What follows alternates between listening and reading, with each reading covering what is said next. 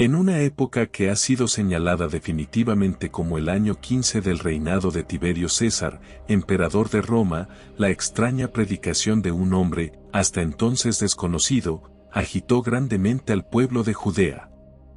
Era de linaje sacerdotal, pero no se había instruido en las escuelas, y sin autorización de los rabinos o licencia de los príncipes de los sacerdotes, proclamaba ser uno enviado de Dios con un mensaje para Israel. No se presentó en las sinagogas ni dentro de los patios del templo, donde enseñaban los escribas y los doctores de la ley, sino alzó la voz en el desierto. Las gentes de Jerusalén y de los pueblos rurales circunvecinos salían en grandes multitudes para escucharlo. Menospreció las vestiduras delicadas y los amplios mantos cómodos, y predicó en su áspera indumentaria del desierto, una túnica de pelos de camello y ceñido con una cinta de cuero. La rusticidad de su ropa era considerada significativa. Elías Tisbita, el valeroso profeta cuya morada fue el desierto, había sido conocido en su época como un varón que tenía vestido de pelo, y ceñía sus lomos con un cinturón de cuero, y este vestido rústico había llegado a considerarse como rasgo distintivo de los profetas.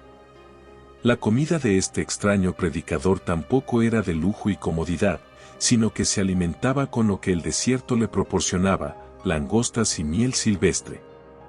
Este hombre era Juan, hijo de Zacarías, el cual dentro de poco iba a ser conocido como el Bautista. Había pasado muchos años en el desierto, lejos de las habitaciones de los hombres, años en que estuvo preparándose para su misión particular.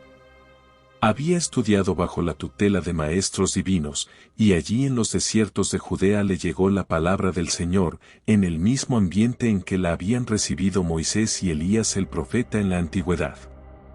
Entonces se oyó la voz del que clama en el desierto: preparad el camino del Señor, enderezad sus sendas.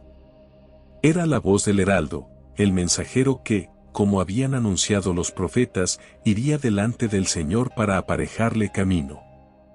La substancia de su mensaje fue: arrepentíos, porque el reino de los cielos se ha acercado. Y a los que tenían fe en sus palabras y manifestaban arrepentimiento, confesando sus pecados, les administraba el bautismo por inmersión en el agua, explicando a la vez: yo a la verdad os bautizo en agua para arrepentimiento, pero el que viene tras mí, cuyo calzado yo no soy digno de llevar, es más poderoso que yo, él os bautizará en Espíritu Santo y fuego. Era imposible hacer caso omiso del hombre o de su mensaje. Su predicación encerraba una promesa segura al alma arrepentida y denunciaba inexorablemente al hipócrita y al pecador empedernido. Cuando los fariseos y los saduceos vinieron a su bautismo, exponiendo la ley, el espíritu de la cual no cesaban de transgredir, y citando los profetas, a quienes deshonraban, Juan los tachó de ser generación de víboras, y les preguntó: ¿quién os enseñó a huir de la ira venidera?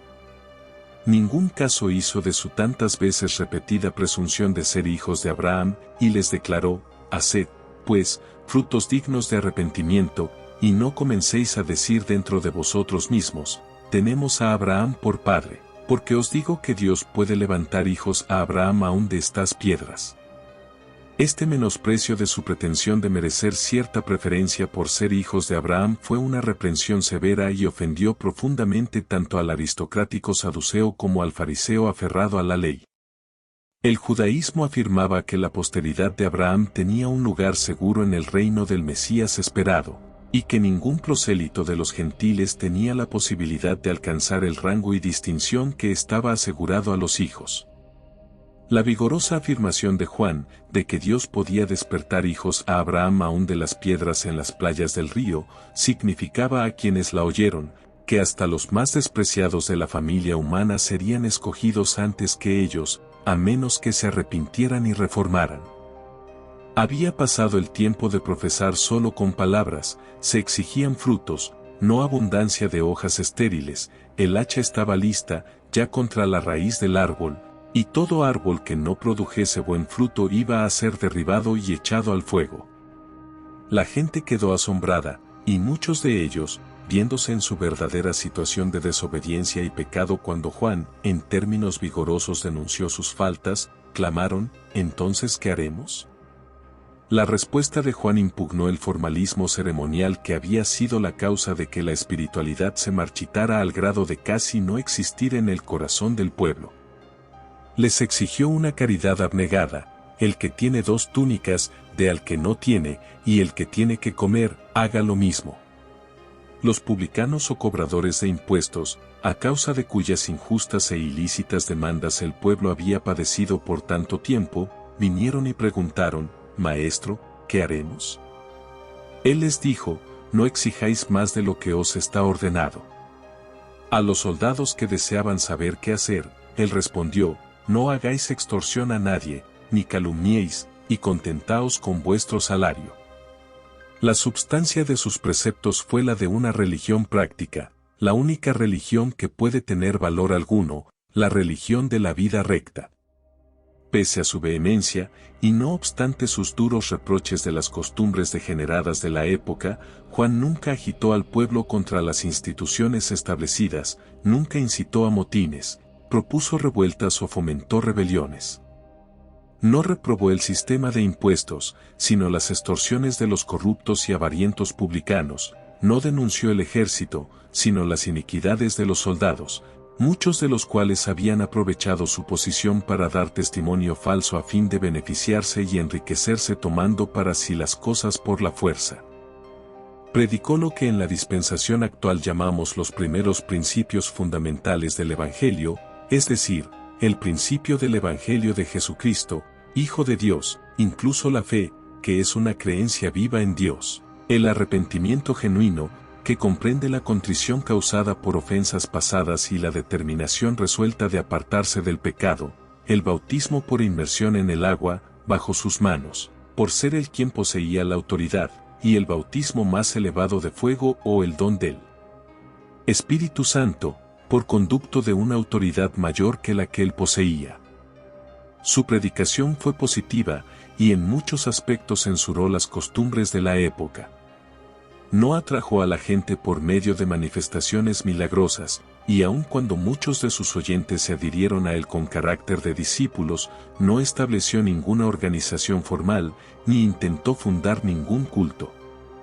Su proclamación de arrepentimiento fue un llamado personal, pues a cada solicitante aceptable se le administraba individualmente el rito del bautismo. Para los judíos, que vivían en un estado de expectación, esperando el por tan largo tiempo predicho Mesías, las palabras de este extraño profeta del desierto fueron de profunda trascendencia. ¿Sería él el Cristo? Hablaba de uno que todavía estaba por venir, más poderoso que él, la correa de cuyos zapatos él no se juzgaba digno de desatar, uno que separaría al pueblo en la misma manera que el trillador, bieldo en mano, separa la paja del trigo, y añadió que aquel recogerá el trigo en su granero, y quemará la paja en fuego que nunca se apagará. De esta manera fue como el heraldo predicho del Señor comunicó su mensaje. No procuró exaltarse a sí mismo. Sin embargo, su oficio era sagrado para él y no toleró que intervinieran en sus funciones ni los sacerdotes, levitas o rabinos. No hizo acepción de personas, condenó el pecado e increpó a los pecadores sin reparar en su indumentaria, bien fueran atavíos sacerdotales, ropa del campo o túnicas reales. Más tarde, el testimonio particular de Cristo confirmó y defendió todo lo que el Bautista había dicho con respecto a su persona y su misión. Juan fue el precursor no solo del reino, sino del rey, y a él vino el rey en persona. Jesús era como de 30 años, cuando salió de su hogar en Galilea y vino a Juan al Jordán para ser bautizado por él. Mas Juan se le oponía, diciendo: «Yo necesito ser bautizado por ti, ¿y tú vienes a mí?». Pero Jesús le respondió: «Deja ahora, porque así conviene que cumplamos toda justicia». Entonces le dejó. Juan y Jesús eran primos segundos, y al respecto de que si había habido asociación íntima entre los dos en su juventud o al llegar a ser mayores de edad, nada nos es dicho. Sin embargo, cierto es que cuando Jesús se presentó para ser bautizado, Juan reconoció en él a un hombre sin pecado que no tenía necesidad de arrepentimiento. Y en vista de que el Bautista había sido comisionado para bautizar a fin de que hubiera remisión de pecados, no vio ninguna necesidad de administrar la ordenanza a Jesús. Aquel que había oído las confesiones de multitudes ahora reverentemente confesaba a uno que reconocía ser más justo que él. En vista de lo que aconteció posteriormente, parece que Juan no sabía que Jesús era el Cristo, el más poderoso que él esperaba, y cuyo precursor sabía que era. Al expresar Juan su convicción de que Jesús no necesitaba la purificación bautismal, nuestro Señor, consciente de su propia impecabilidad, no negó la calificación del Bautista, pero a la vez reiteró su solicitud de ser bautizado.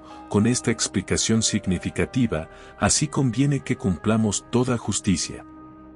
Si a Juan le fue posible entender el significado más profundo de esta declaración, debe haber descubierto en ella la verdad de que el bautismo de agua no solo es el medio instituido para obtener la remisión de los pecados, sino también una ordenanza indispensable, establecida en justicia y exigida a todo el género humano como condición esencial para ser miembro del reino de Dios. Así fue como Jesucristo humildemente obedeció la voluntad del Padre y recibió de Juan el bautismo por inmersión en el agua. Lo que aconteció enseguida testifica que su bautismo fue aceptado como un acto de sumisión agradable y necesario, y Jesús, después que fue bautizado, subió luego del agua, y he aquí los cielos le fueron abiertos, y vio al Espíritu de Dios que descendía como paloma, y venía sobre él. Y hubo una voz de los cielos, que decía, «Este es mi Hijo amado, en quien tengo complacencia». Entonces Juan conoció a su Redentor. Refiriéndose al descenso del Espíritu Santo sobre Jesús al tiempo de bautizarse, los 4 evangelistas hablan como si hubiera sido acompañado de una manifestación visible como paloma, y esta señal se le había indicado a Juan como el medio predeterminado por el cual le sería revelado el Mesías. A esta señal, previamente especificada, se añadió entonces el testimonio supremo del Padre concerniente a la divinidad literal de su Hijo Jesús. Según Mateo, la afirmación del Padre se da en tercera persona, «Este es mi Hijo amado», mientras que Marcos, así como Lucas, lo expresan en forma más directa, «Tú eres mi Hijo amado». Esta variación, pequeña y esencialmente sin importancia, aun cuando se refiere a un asunto de tanta gravedad, nos proporciona evidencia de que los escritores actuaron independientemente y desacredita toda suposición o sospecha de que los autores se confabularon entre sí. Los acontecimientos que acompañaron la emergencia de Jesús del sepulcro bautismal demuestran la individualidad distinta de los 3 personajes de la Trinidad.